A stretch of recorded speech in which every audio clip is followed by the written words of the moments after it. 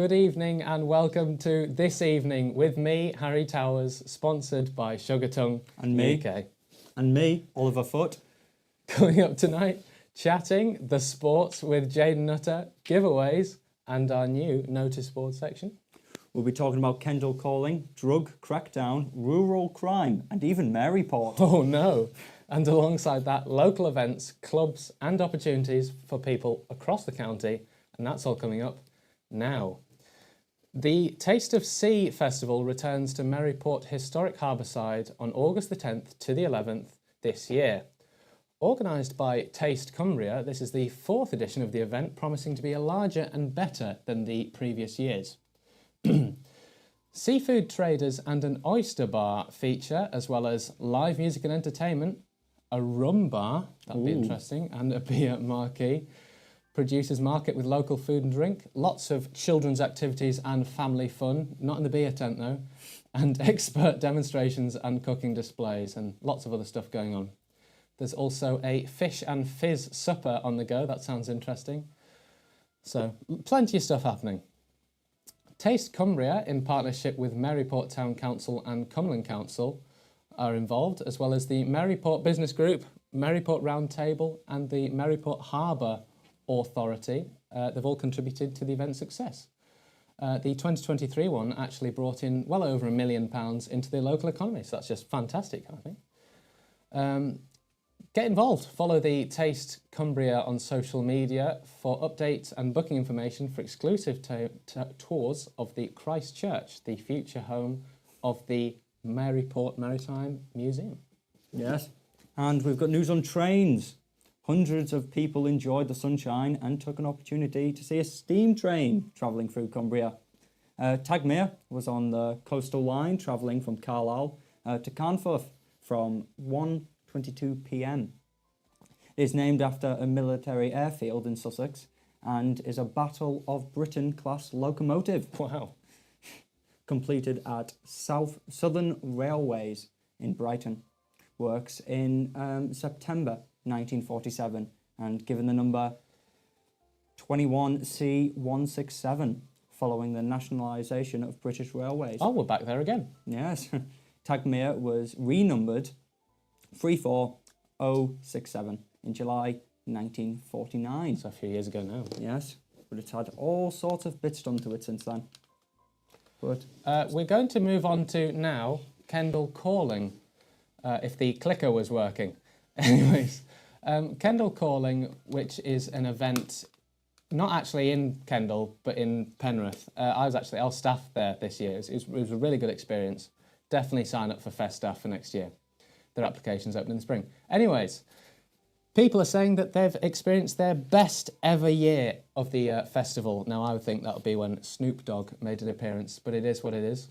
With over 4 days of sunshine at Lowther Deer Park near Kendal, drawing in a crowd of 40,000 for the 19th edition of the event. We had people such as Paul Onutini and Gary Neville. I saw Paul Heaton, he was really, really good. And they've all taken part they're all playing music on that big stage. We even had a special visit from, I believe it's Tyson Fury. yes, I'll be going over that. Yes. So all sorts were going on. We quoted one person who said that it's been the best year yet, one of the festival goers. The organisers said we want to send a huge and important message to all the important people that make Kendal calling the magical place that it is. The festival site buzzed with energy from start to finish as fans of all ages soaked in a heady mix of anthemic headliners like Paul Heaton, like I mentioned before, with special guest Rhiannon Downey and, Tyson Fury, boxer, Yep. as well as Noel Gallagher's High-Flying Birds, The Streets, Paul Onutini, as aforementioned. The weekend was filled with a new wave of the UK's most exciting artists, like our very own Keswick Black Hand, they've played a number of local venues, including as well the Mercury Prize 2024 nominee, CMAT, and the Snuts, who returned to the festival where they made their first ever festival appearance. Those fortunate enough to have secured a Thursday ticket were treated to a stunning headline performance from the iconic, as I said already, Paul Heaton, joined by rising star Rhiannon Downey. The Hunter also delivered a fantastic performance on the first day, bringing infectious alternative energy to the main stage. Speaking of Kendall Calling, it had a special guest, as you've said, Tyson Fury. Joined Noel Gallagher's entourage at the Tricky word. at the festival near Penrith. Fury's presence added an extra layer of excitement to the evening, with fans buzzing about the unexpected celebrity sighting. As one of the biggest names boxers, Tyson Fury's appearance at Kendall Calling shows just how wide the festival appeal has become, attracting not only top musicians but also a lot of famous faces from other walks of life. Yeah. With the festival continuing throughout the weekend, attendees can be expected for a memorable performance and perhaps a few more surprises along the way. For those lucky enough to be there, I believe it was a fantastic weekend in the fields.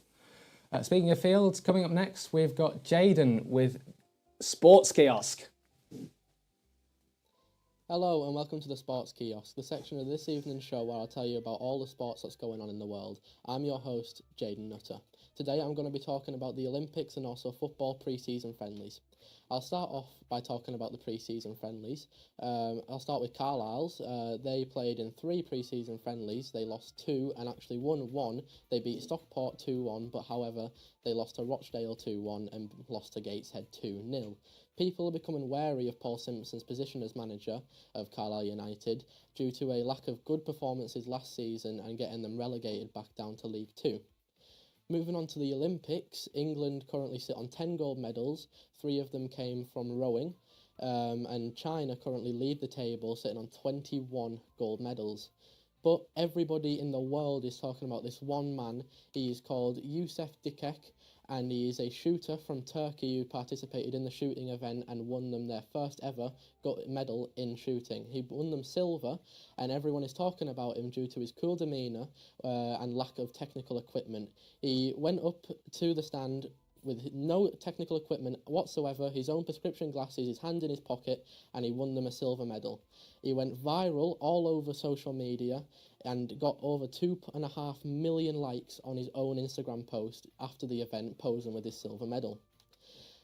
Football has also been taking place in the Olympics, but however Team GB is not participating this year like they did in the 2012 London Olympics.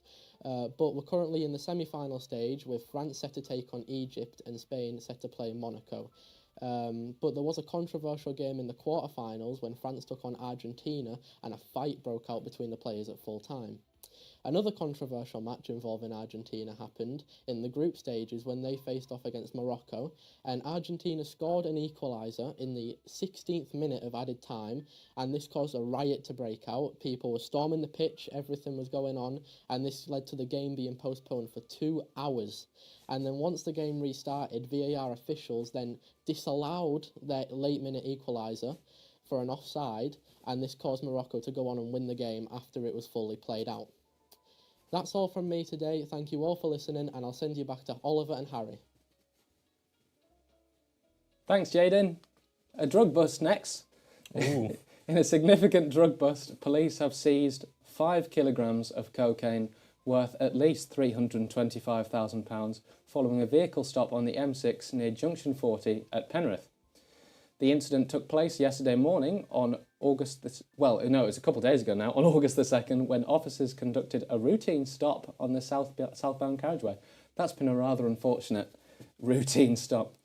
During the stop, the search of the vehicle led to the discovery of substantial amounts of the drug, estimated to have a street value of well over, as I've said, £325,000.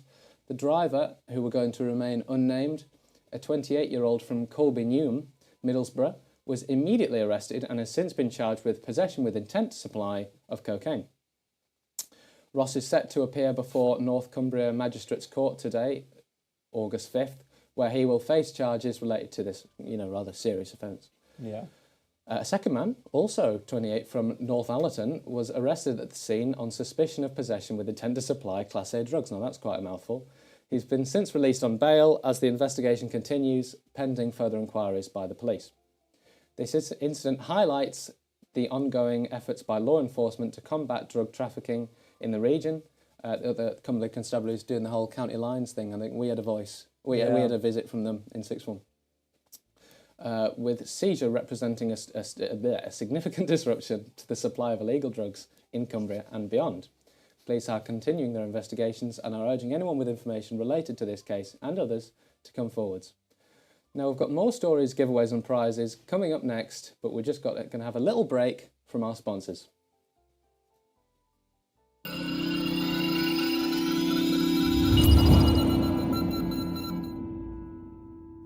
Sleep. Britain needs it. It's essential to our mood and general well-being. The transition from a restful sleep to a right side of the bed kind of day is a serious science. That's why we at Slaughter Laboratories have worked tirelessly, night and day, to bring you the next addition to your bedside table. Hi, I'm Harry Towers, and you're watching This Evening with me, Harry Towers. The new Rising Sun Easy Wake to start the new dawn on the right foot, in cooperation with This Evening from Slaughter. Attention This Evening viewers. In this week's Great Grand Giveaway, you have the chance to win a silver Cuban chain courtesy of Twisted Pendants. To the value of $28.99, this wonderful prize can be yours if you can answer the following question. Which revered American figure's grandmother is allegedly buried at Whitehaven's St. Nicholas Graveyard? Is it A, track athlete Jesse Owens, B, Coca-Cola inventor John Stith Pemberton, or C, first President of the United States George Washington? Submit your answer to the This Evening UK Facebook or the email address below, and the winner will be drawn in the next episode. Good luck, viewers.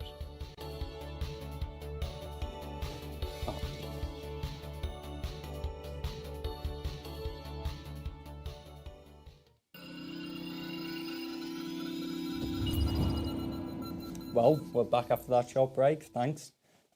We have some exciting news from the heart of Cumbria.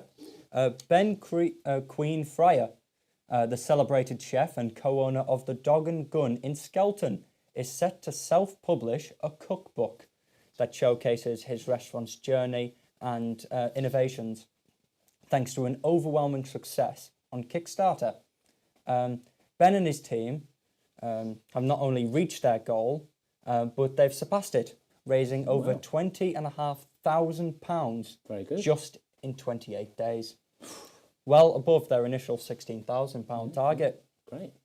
For those unfamiliar, Kickstarter is a platform that helps create projects through public support. Unlike traditional charity fundraisers, backers of Kickstarter will receive rewards based on their level of contribution. In Ben's case, these rewards range from pre-orders of the cookbook to exclusive experience like a souffle masterclass and a private 6-course dining party for 10. Well, I for 10. For up to 10. All right. Or for me, it would be for 1. Okay. No.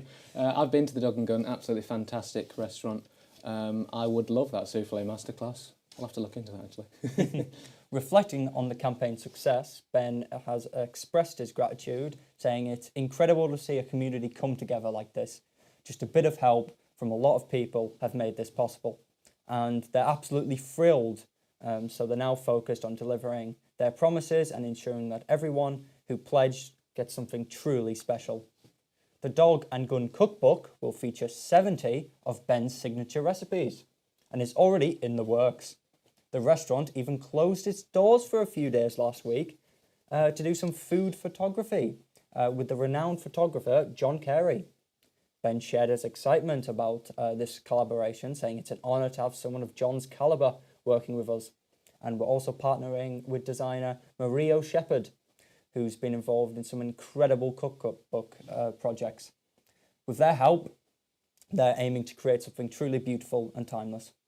The cookbook is set to be printed and designed locally. Fantastic. With Reeds in Penrith handling production.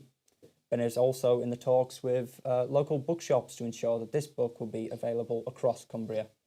It's expected to be available for pre-orders on the restaurant's website by late November or early December, so just in time for Christmas. So keep an eye out for this one. It promises to be a fantastic addition to the kitchen. And next, we've got a special segment from our very special guest. Thomas Price up next.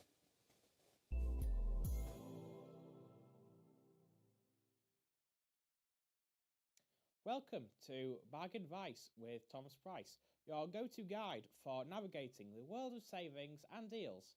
I'm your host, Thomas Price, here to help you stretch every pound and find the best bargains out there, from tips and tricks on cutting costs to uncovering hidden gems in the sales. We've got everything you need to become a savvy shopper, so get ready to save big, because it's time to get the best for less on Bargain Advice with Thomas Price. Saving money doesn't have to be daunting. It can be, but it doesn't have to be. It's all about adopting smart habits and making informed choices. Look for ways to reduce everyday costs, like cooking at home instead of dining out or getting a cheap takeaway. However, if it is cheap, it's probably alright, but the quality is probably not the best. Or when the kids are off on school holidays, make sure they use less electric and to save money on gas and energy. Small consistent savings can add up over time, and the key is to stay disciplined and proactive in finding opportunities to save. With a bit of planning and effort, you'll find that managing your money effectively can be both rewarding and empowering. I'd like to talk to you about savings with regards to petrol prices. The average petrol price in Cumbria is 144.1 litres. Esso is on average 137.9. Apple Green is the cheapest on its 137, but also it can go up to 146.8 on its more pricey days. Shell has the highest average at 146.8p, but it can go up to 169.9, especially on these motorways. Esso has the best average diesel price at 142.9. Apple Green has the cheapest at 140.8p, but it can go up to 156.8p depending on what day you go in. Shell has the highest average price at £1.50.2p, with a high up to 175.9p. This shows Esso is the best on average for petrol and diesel, and Shell is the worst on average for petrol and diesel. In Cumbria, managing your weekly shop can have a significant impact on your overall cost of living. For instance, recent data shows that supermarkets like Tesco, Asda and Morrisons offer a competitive price on essential items, with Asda often leading in affordability, particularly for bulk purchases. A comparison reveals that Tesco prices in its Penrith and Whitehaven stores are generally slightly higher than those at Asda's nearby branches, but Tesco offers special discount and loyalty rewards that can offset these costs. Sainsbury's also gives out Nectar points. Morrisons is known for its competitive pricing on fresh produce and local products, which can be particularly useful for residents in more rural areas. It's also helpful for people who like that natural lifestyle. Additionally, shopping at smaller or local stores, or farmers markets, can sometimes offer cost savings on specific items. Through these can vary widely. Of course, some of them can be a bit overpriced, so use your judgment. Given that the living in West Cumbria is generally lower than the national average, but can still fluctuate, being mindful of where and how you can shop can lead to substantial savings. Utilising price comparison websites and staying updated on local supermarket promotions can further help you make informed choices and keep your expenses in check. However, don't spend too long on it, because you could be making money and working instead. Thank you for this, for listening in onto this Thomas Price segment. Gee, thanks for that, Thomas. Really interesting. And we've got a shout out to Aaron On the Westmoreland Showground, camping in a tent. Hope that's going all right for you, and hope the weather's holding out for you. Eden Valley Hospice next. Eden Valley Hospice and Jigsaw, Cumbria's children's hospice, invite families across the country and the county to participate in this year's Garden of Memories event. At the Eden Valley Memorial Garden at Bitts Park, Carlisle, they celebrate their 10-year anniversary. The hospice continues its tradition of offering a peaceful space for reflection and remembrance. This year's Gardens of Memories provides an opportunity for Cumbria's residents to honour and remember loved ones while supporting the hospice's vital services. The hospice will host two very special events this month, one in the Memorial Garden and another at the hospice itself. The first event will be held on Sunday, the August 11th, and at 5 p.m. at Bitts Park to mark the decade-long dedication of the garden, and the second event will take place on Tuesday, August 13th at 6:30. Participation is simple. By making a donation, individuals can have the name of their loved one displayed in the Garden of Memories, which will be accessible at the Eden Valley Hospice throughout August. Lorna de Mello Wright, relationship fundraiser at Eden Valley Hospice, highlighted the importance of community support. It costs about £13,150 a day to keep our doors open, with only 20% of our income coming from government funding. They rely heavily on donations and the generosity of our local community. She emphasised that the Garden of Memories is open to everyone, not just those with a direct connection to the hospice. We offer bereavement counselling, family support and other community activities like our Comfort Cafe. Our goal is to provide tailored care that matches the needs of each individual and each individual's needs, ensuring that final memories are as comfortable and dignified as possible. To participate in the Garden Memories, visit Eden Valley's Hospice's website or call 01228 817 613. You can also visit the hospice in person from Monday to Friday between the hours of 9 a.m. and 5 p.m. Quad bike thieves next. Next, we've got a rural crime crackdown. Grand theft quad bike. In a decisive move to protect our rural communities, the Cumbria police have arrested 5 men in connection with recent reports of rural crime across the county. The police's dedicated rural crime team responded swiftly to concerns about suspicious activity in the area. The first incident occurred on July 29th when officers arrested 2 men in South Cumbria on suspicion of going equipped for theft. Their vehicle believed to have been used in criminal activities. Oh, wow. So the police seized it.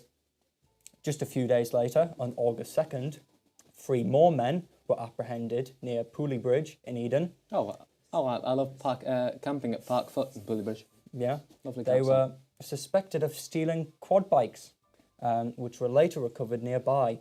Oh, wow. Their vehicles were also seized as a part of the investigation.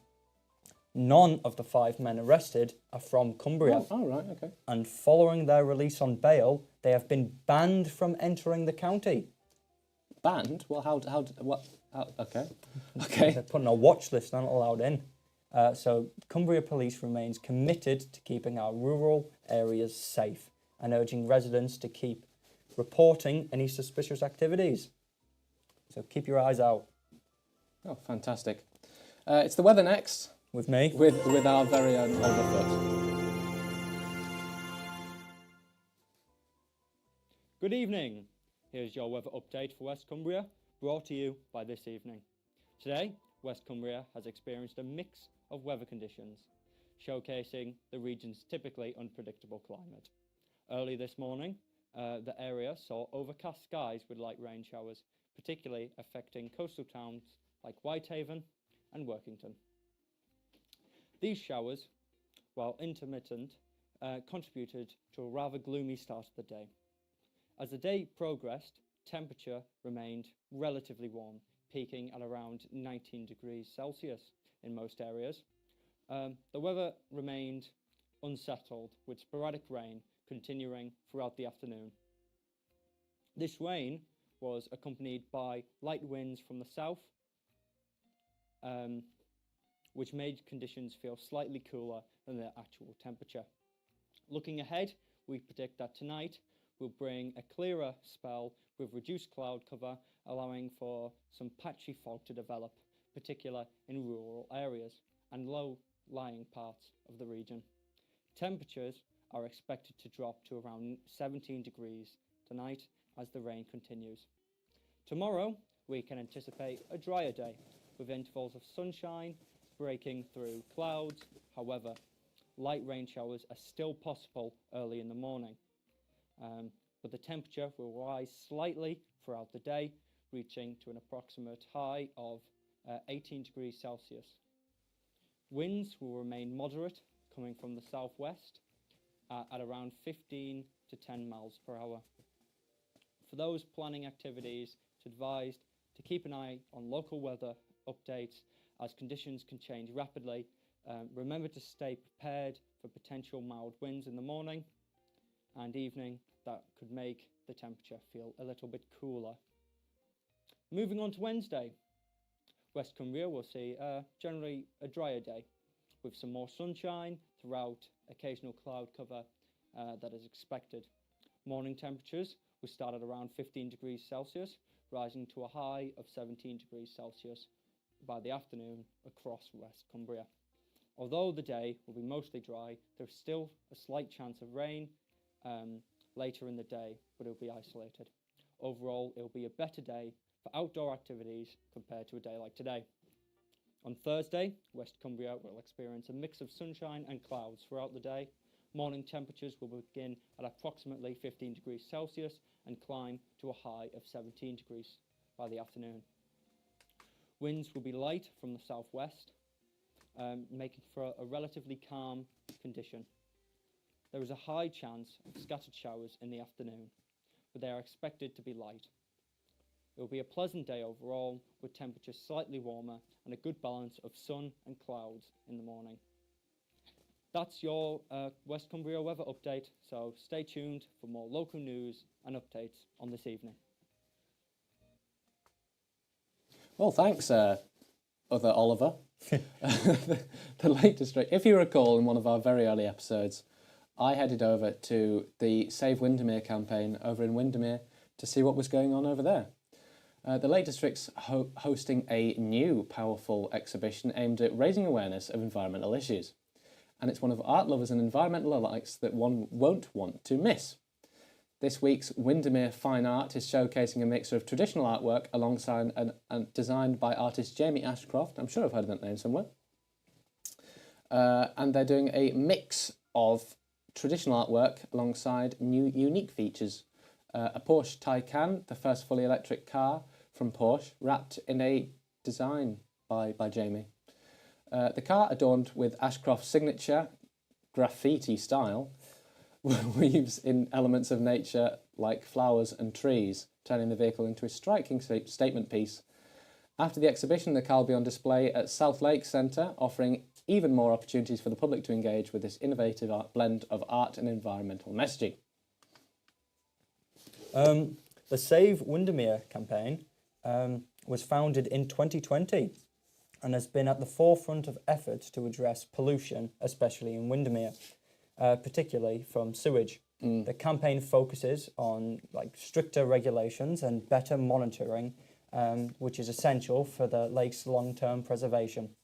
This exhibit not only raises awareness, but also contributes directly to these ongoing efforts, offering a tangible way for the community to actually get involved. For those who ventured to Cockermouth last weekend, the Wayfarers Theatre outdoor production of Wind in the Willows was nothing short of magical. Set in a patch of wild ground at Lawton Road, just on the edge of Cockermouth, the Wayfarers Theatre has transformed this natural space into an enchanting outdoor performing venue. With its own woodland backstage area, their setting immerses the audience in the countryside atmosphere even before the show begins. Well, yeah, because they're in the countryside. This whimsical adaptation of Kenneth Grahame's classical tale, brought to life by Imogen Barnfather and Paul Davies, takes viewers on a delightful journey with the beloved riverbank animals who dare to venture into the mysterious wild wood. The show, filled with music, dancing and puppetry, is an adventure for the senses. Central to the action is the exuberant Toad. I can see one sat on the sofa over there, portrayed with boundless energy by Paul Davies. His larger-than-life character, always following his heart, leads to plenty of mischief along the way. Trying to keep up with the Toad's antics are Mole and Ratty. I'm guessing not like the train in Ravenglass, because I haven't been on that in years. I probably wouldn't even fit on it. No, neither would I, to be fair. Played with great warmth and humour by Uther Teasdale and Owen Evans. Evans also delivers a hilarious cameo as a washerwoman that has the audience in stitches. We're going to move over now to a new segment of the This Evening show called the Cumbrian Notice Board, and that's all coming up next.